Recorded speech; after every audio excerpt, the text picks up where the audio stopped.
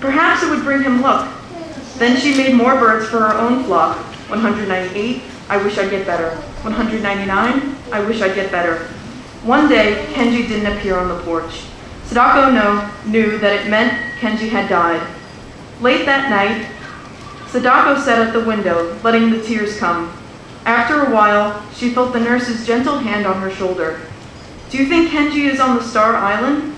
Sadako said. Wherever he is, I'm sure he is happy now, the nurse replied. He has shed that tired, sick body, and his spirit is free. I'm going to die next, aren't I? Of course not, Nurse Yasunaga answered, with a firm shake of her head. Come, let me see you fold another crane before you go to sleep. After you finish 1,000, you'll live to be an old, old lady. Sadako tried hard to believe that. She folded birds and made the same wish. Now there were more than 300 cranes.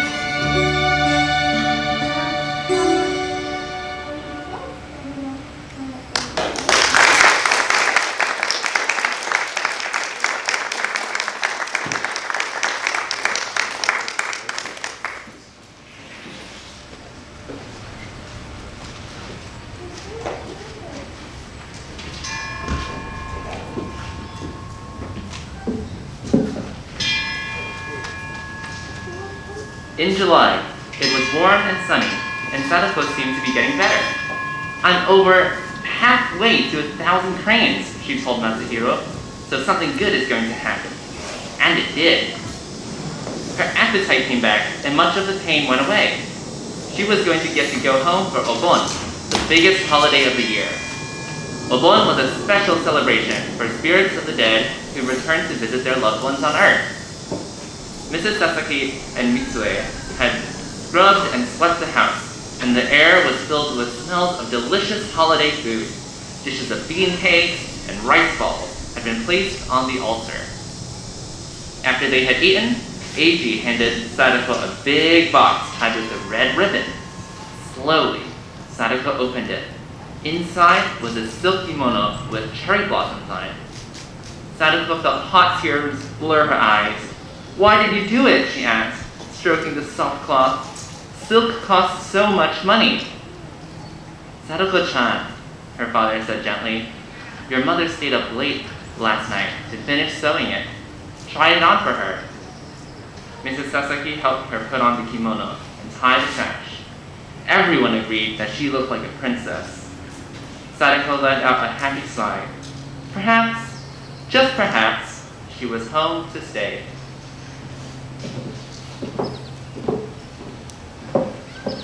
But by the end of the week, Sadako was weak again and had to return to the hospital. The class sent her a Kokeshi doll to cheer her up. Sadako placed it on the bedside table next to the golden crane. For the next few days, Sadako drifted in and out of a strange kind of half-sleep. Her parents sat beside the bed. "When I die," she said dreamily, "will you put my favorite bean cakes on the altar for my spirit? And put a lantern on the Ota River for me on Peace Day?" Mrs. Sasaki could not speak. She took her daughter's hand and held it tightly. "Hush," Mrs. Sasaki said. "That will not happen for many, many more years. Don't give up now," said Sadako-chan. "You have to make only a few hundred more cranes." As Sadako grew weaker, she wondered, did it hurt to die? Or was it like falling asleep? Would she live on a heavenly mountain or a star? She fumbled with a piece of paper and clumsily folded one more bird. 644. Her mother came in and felt her forehead. She gently took the paper away. As Sadako closed her eyes, she heard her mother whisper, "O flock of heavenly cranes, cover my child with your wings." When she opened her eyes again, Sadako saw her family beside the bed. She looked around at their faces and smiled. She knew that she would always be a part of that warm, loving circle. Sadako looked up at the flock of paper cranes hanging from the ceiling. As she walked, a light autumn breeze made the birds rustle and sway. They seemed to be alive. And flying out through the open window, Sadako sighed and closed her eyes. How beautiful and free they were.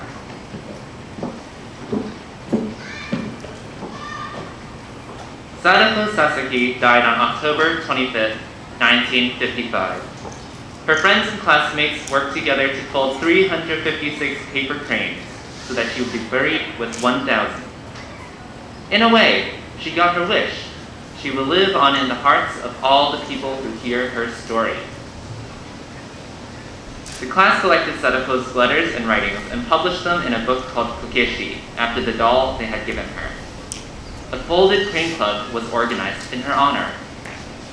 Sadako's friends began to dream of a monument to her and all the children who were killed by the bomb.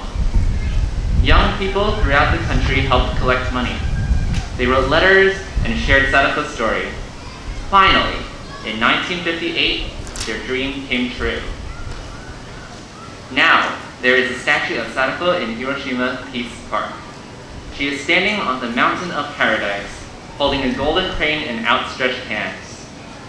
Every year, on Peace Day, children hang garlands of paper cranes under the statue. Their wish is engraved at its base. This is our cry. This is our prayer. Peace in the world.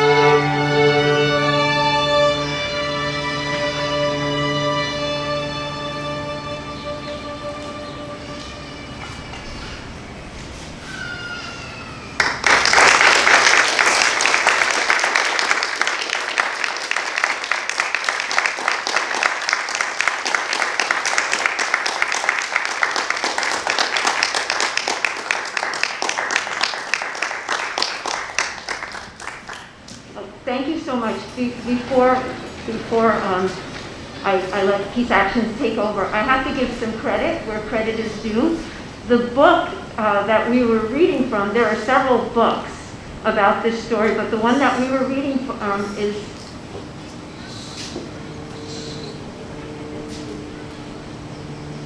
the author is Eleanor Coerr, and it's illustrated by John Young, who by some chance happens to be a former student of her father, by some chance. So John Young is a friend, an old friend, wonderful illustrator. So this is a wonderful book to have if you want to sit back and feel really sad. Sadder than we've been feeling, but it's very meaningful and it is beautifully written. Also, over here on the bass is Kazuo Nakamura. We drove back from Boston last night and showed up here this morning. Dedication, I appreciate you very much.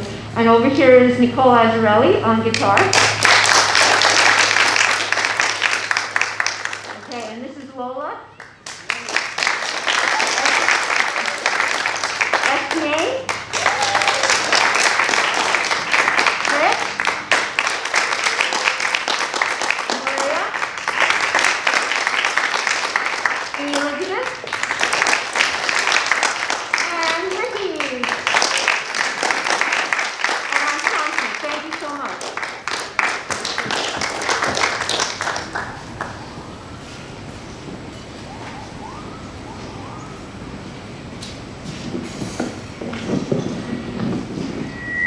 Thank you, Sanchi. As we conclude our program, Peace Action and the Unitarian Church would like to give special thanks to Sanchi Belbro, who is the director of the Mighty String Demons. Thank you for all you did to bring this program to us and all the work you did to make it possible. Thank you so much. And to our wonderful musicians, thank you today for telling us and showing us that peace is possible. You are part of the work of peace. Your music today is inspiring, uplifting, and motivates to do even more, to do everything we can to bring peace in this world. So thank you everybody for being here. Have a wonderful afternoon. I hope you'll take the time to make some cranes and post it on social media. Thank you again for being here.